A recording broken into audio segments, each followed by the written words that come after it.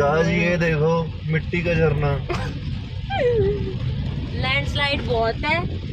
जो भी मनाली की ओर प्रस्थान कर रहे हैं सोच रहा है यार सोचना बंद कर दो। हाँ, सोचना बंद कर दो, क्योंकि हम हफ्ता भी 10 वापस दिन। हो रहे हैं।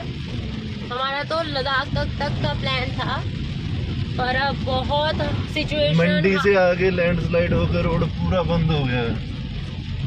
हाँ, इसलिए हमें वापसी होनी पड़ रही है और हाई अलर्ट इशू हुए हैं। सो प्लीज गाइस, कोई भी आप आना चाहे वो पोस्टपोन कर दीजिए अपना प्लान।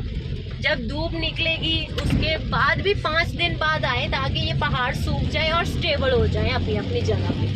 Thank you.